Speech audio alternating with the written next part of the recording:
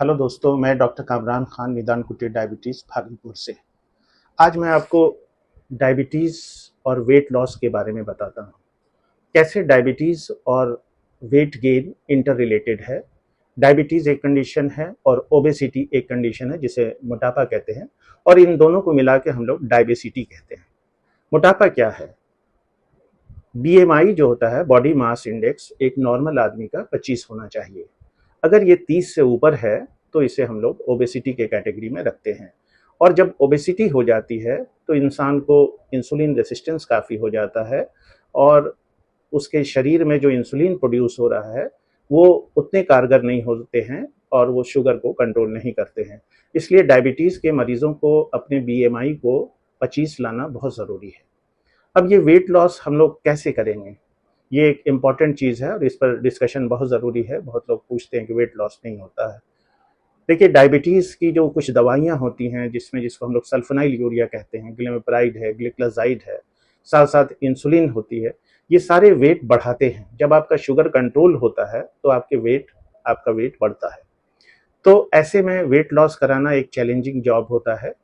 कुछ मेडिसिन जिसको हम लोग न्यूअर क्लास ऑफ मेडिसिन है, जैसे एसजीएलटी2 इनहिबिटर्स हैं, जिसमें कि डापाग्लिफ्लोज़िन और एम्पाग्लिफ्लोज़िन, कनाग्लिफ्लोज़िन, इस तरह की दवाइयाँ आती हैं, उसको भी देते हैं। इससे वेट लॉस होता है, और ऐसा देखा गया है कि लगभग 3 महीने के यूज़ के बाद 3 से 4 केजी वेट लूज़ होता है पेशेंट का, क्योंकि इस क्लास की दवा वो यूरिन से एक्स्ट्रा शुगर निकाल देती है। तो ये एक अच्छी चीज़ है डायबिटीज़ के ट्रीटमेंट में, जिसको हम लोग करते हैं। इसके अलावा मरीजों को क्या करना चाहिए अपने वेट लॉस को इंश्योर करने के लिए, वेट लॉस कराने के लिए? पहली चीज़ तो ये है कि वेट लॉस बहुत ज़्यादा सडन नहीं करना चाहिए। हम लोग एडवोकेट करते हैं कि फर्स्ट 3 मंथ्स में 10% वेट लॉस आपको करना चाहिए। यानी अगर आपका वज़न 80 केजी है तो फर्स्ट 3 मंथ्स में 8 केजी आप लूज़ करें। उसके लिए क्या-क्या करनी चाहिए? तो मैं कुछ 6 टिप्स दे रहा हूँ आपको, 6 टिप्स, जिससे हम लोग वेट लॉस कर सकते हैं। पहली चीज़ तो ये है कि आपका खाने में अपने कार्बोहाइड्रेट को देखना बहुत ज़रूरी है कि कार्बोहाइड्रेट ज़्यादा तो नहीं ले रहे हैं, क्योंकि कार्बोहाइड्रेट अगर ज़्यादा जाएगा तो फिर वेट गेन होगी। दूसरी चीज़ है, हम लोगों को ऐसी सारी चीज़ों को अवॉइड करना है जो स्वीट हैं, जो स्वीटनर्स हैं, जिससे कि वेट गेन और हाई कैलोरी की संभावना है, वैसी चीज़ों को हम लोगों को लेना नहीं है। तो हम अपने खाने में ज़्यादा प्रोटीन को इंक्लूड करेंगे, सलाड्स को इंक्लूड करेंगे, और ऐसे फ्रूट्स जो हम लोग खा सकते हैं, जैसे एप्पल है, गुआवा है, ऑरेंज है, इसको हम लोग लेंगे। हाई फाइबर डाइट हम लोग लेंगे, जो फाइबर रिच फ्रूट होते हैं उनको लेंगे, ग्रीन लीफी वेजिटेबल्स लेंगे, और हम लोग आजकल प्रोटीन शेक को भी हैं कि आप लें, खास करके जो मेजर मील्स है उससे आप अगर पहले लेते हैं तो इससे आपको एक फुलनेस का एहसास होगा, और साथ साथ वो जो आप खाना खाएंगे वो कम खाएंगे, और इनडायरेक्टली ये आपके वजन पे असर करेगा। तो ये डाइट हो गया। दूसरी चीज़ है कि आप पानी एडिक्वेटली पिएं। अगर आपको कोई रिस्ट्रिक्शन नहीं है, कोई ऐसी बीमारी साथ में नहीं है जैसे किडनी की बीमारी हो या हार्ट फेलियर की बीमारी हो, तो पानी पीना चाहिए। पानी से पेट भरा रहता है और फुलनेस भी रहता है, हाइड्रेशन भी रहता है, और बहुत ज़्यादा खाने का इंसान का इंस्टिंक्ट नहीं होता, मन नहीं होता है। तो पानी रेगुलर आप पीते रहें, इससे भी आपको वेट लॉस कराने में मदद मिलेगी। तीसरी और इम्पॉर्टेंट चीज़ है वो है एक्सरसाइज।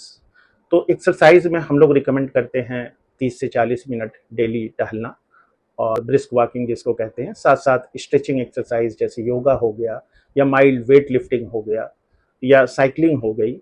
ये एक्सरसाइजेज आप करेंगे तो ये भी आपके वेट को घटाएगा, और कुछ दिनों के बाद चेंजेस आपको पता चलेगा। इसलिए रेगुलर एक्सरसाइज बहुत इंपॉर्टेंट है। खाने और पानी के बाद तीसरा नंबर एक्सरसाइज का है, और इसको हम लोगों को कभी नहीं छोड़ना है।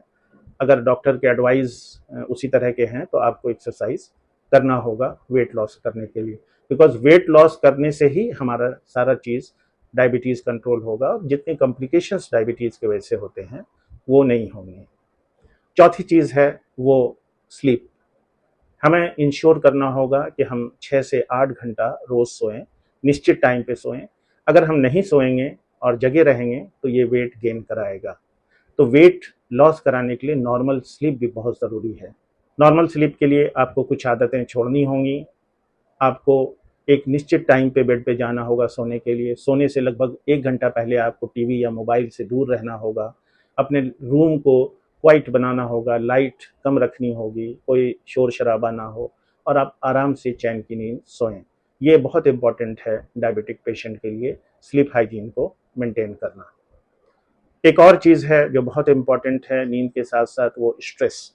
अगर आपके मन में कोई स्ट्रेस है या कोई दुविधा में आप रह रहे हैं या अपने काम के सिलसिले में या कोई फैमिली इशू या कोई और इशू की वजह से अगर आप स्ट्रेस ले रहे हैं, तो कृपया स्ट्रेस को अवॉइड करें।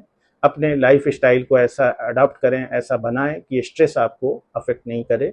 स्ट्रेस से आपको स्लीप में दिक्कत होगी, आपके बहुत सारे ऐसे हार्मोन्स रिलीज होंगे जो शुगर को बढ़ाएंगे, और मेंटल स्ट्रेस इटसेल्फ एक कॉज है ओबेसिटी का। जिन लोगों को डिप्रेशन होता है उनको ओबेसिटी भी होती है। एक और इम्पॉर्टेंट चीज़ है जो हमने एक वीडियो में और बनाया है, सिटिंग आवर्स। प्रोलॉन्ग सिटिंग नहीं करना है। हर 1 घंटे के सिटिंग के बाद आपको लगभग 2 मिनट के लिए ज़रूर उठना है, चलना है और लगातार बैठे नहीं रहना है। आपको प्रोलॉन्ग सिटिंग भी ओबेसिटी को जन्म देती है और इससे बहुत सारे जो गुड कोलेस्ट्रॉल होते हैं वो प्रोलॉन्ग सिटिंग से कम हो जाते हैं बॉडी में और बैड कोलेस्ट्रॉल ज़्यादा हो जाते हैं, जिससे कि कार्डियोवैस्कुलर या हार्ट संबंधित जो बीमारियां हैं, ब्लड प्रेशर है, वो कंट्रोल में नहीं रहता। इसलिए प्रोलॉन्ग सिटिंग को भी हम लोगों को अवॉइड करना है। एक और चीज़ है कि अगर आपको भूख नहीं है और आपके सामने कोई खाना इस तरह का आया है, नाश्ता आया है, कोई पार्टी हो रही है या किसी ने दिया कुछ, तो उसको अवॉइड करें। जब तक भूख ना लगे, जब तक आपका खाने का दिल ना हो, आप एडिशनल स्टफ्स नहीं खाएं। चाहे वो कार्बोहाइड्रेट हो या स्वीट तो बिल्कुल नहीं लेना है। उसको जब आप भूख लगे तो मील टाइम में उसको इंक्लूड कर लें। जैसे बहुत होता है कि कहीं पे अगर आप बैठे हैं, नाश्ता आ गया या कुछ और स्नैक्स आ गया, इसको अवॉइड करना है।